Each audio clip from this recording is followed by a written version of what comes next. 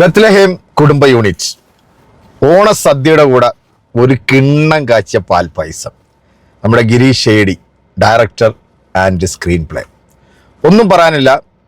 ഞാനൊരു സിനിമ കണ്ടിട്ട് ഇത്രയും സന്തോഷിച്ച് കൈയടിച്ചിറങ്ങിയ, കുറച്ച് നാൾക്ക് ശേഷം കൈയടിച്ചിറങ്ങിയിട്ടുള്ള ഒരു സിനിമയാണ് ബത്ലഹേം കുടുംബ യൂണിറ്റ്. നമ്മുടെ നിവിൻ പോളി, മമിത ബൈജുവാണ് കേന്ദ്ര കഥാപാത്രമായിട്ടിരിക്കുന്നത്.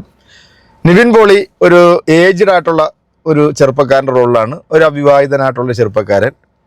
കുറച്ച് ഏജ് കുറഞ്ഞിട്ടുള്ള ഒരു റോളിലാണ് നമ്മുടെ മമിത ബൈജു ഇതിനകത്ത് അഭിനയിച്ചിരിക്കുന്നത്. ഇവർ തമ്മിലുള്ള ഒരു കോമ്പിനേഷൻ, അവർ തമ്മിലുള്ള ഒരു പ്രണയമൊക്കെ അടിപൊളിയായിട്ട് ചെയ്തിട്ടുണ്ട്. ഒന്നും പറയാനില്ല.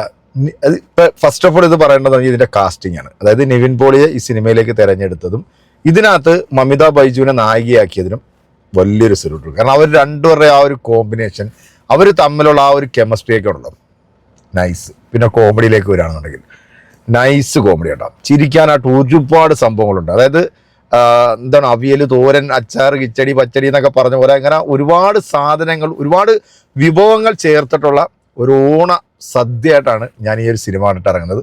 ഓണ സദ്യയായി കഴിഞ്ഞ് കുടുംബപരമായിട്ട് തിയേറ്ററിലേക്ക് വന്ന് ചിരിച്ച് മറിയാൻ പറ്റിയ ഒരു അടിപൊളി സിനിമ. ഒറ്റ വാക്കിൽ എനിക്ക് അത്രേ പറയാനുള്ളൂ.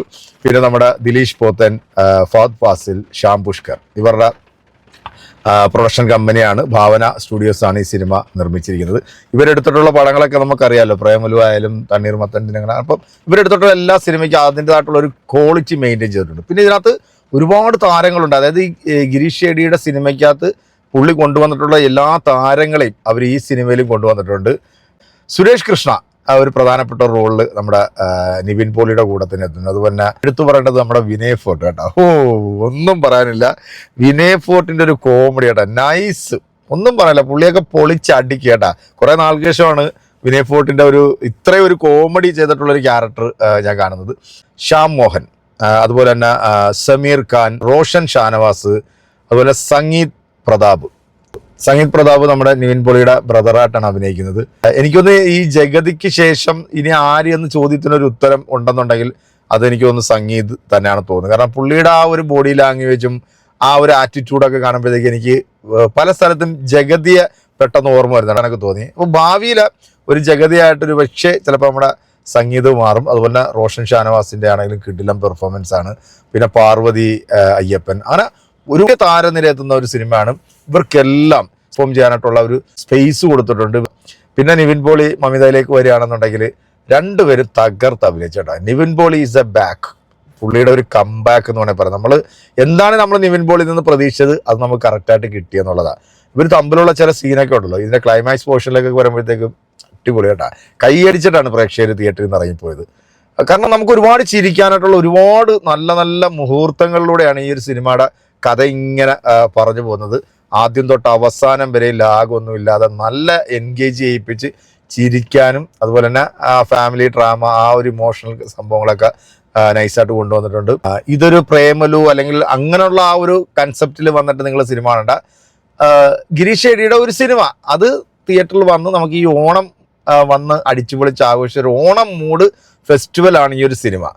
അടിപൊളിയായിട്ട് ചെയ്തിട്ടുണ്ട്. മൊത്തത്തിൽ ഇതിനകത്ത് പെർഫോം ചെയ്തിരിക്കുന്ന എല്ലാവരും അവരവരുടെ റോളുകൾ ഭംഗിയായിട്ട് ചെയ്തിട്ടുണ്ട്. എസ്പെഷ്യലി നമ്മുടെ നിവിൻ പോളി, മമിത വേറെ ലെവലാട്ടോ. മമിത എന്താ പറയുക, ഒരു ഭാഗ്യമാണെന്ന് പറയാം. കാര്യം പുള്ളിക്കാരി ചെയ്തിട്ടുള്ള എല്ലാ സിനിമകളും ഇപ്പോൾ സൂപ്പർ ഹിറ്റ് സിനിമ, ഇപ്പോൾ തമിഴിൽ പോയിട്ടാണെങ്കിലും പുള്ളിക്കാരി ചെയ്തിട്ടുള്ള സിനിമകളൊക്കെ നല്ല സിനിമകളായിട്ട് വന്നിട്ടുണ്ട്. അപ്പം മമിത ഒരു ഭാഗ്യക്കുട്ടിയായിട്ടാണ് എനിക്ക് തോന്നുന്നത്.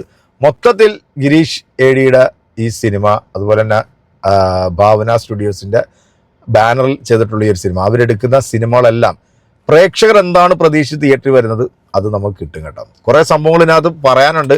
ഞാൻ കഥയിലോട്ടും കാര്യമായിട്ടൊന്നും കിടക്കുന്നില്ല. നമ്മൾ കണ്ടുപോയിട്ടുള്ള കഥകളൊക്കെ തന്നെയാണെങ്കിലും അത് മേക്ക് ചെയ്തിരിക്കുന്ന രീതി, പുള്ളിയുടെ ഒരു മേക്കിംഗ് സ്റ്റൈലുണ്ടോ, അത് അടിപൊളിയായിട്ട് ചെയ്തിട്ടുണ്ട്. മൊത്തത്തിൽ ഞാൻ എൻജോയ് ചെയ്തു, ചിരിച്ചു. അപ്പം ഫാമിലിക്ക് തീർച്ചയായിട്ടും തിയേറ്ററിൽ വന്ന് ഈ ഓണം ആഘോഷിക്കാൻ പറ്റിയ നല്ലൊരു സിനിമയായിട്ടാണ് എനിക്ക് തോന്നുന്നത്. ഒരു കുടുംബ ചിത്രമാണ്. സിനിമ കണ്ടവരാണെങ്കിൽ നിങ്ങളുടെ അഭിപ്രായം കൂടെ ഒന്ന് പറയുക. അപ്പോൾ ഈ ഓണം നമ്മുടെ നിവിൻ അങ്ങോട്ട് തൂക്കിയിട്ടുണ്ട് കേട്ടാ. പൊളിപ്പടം.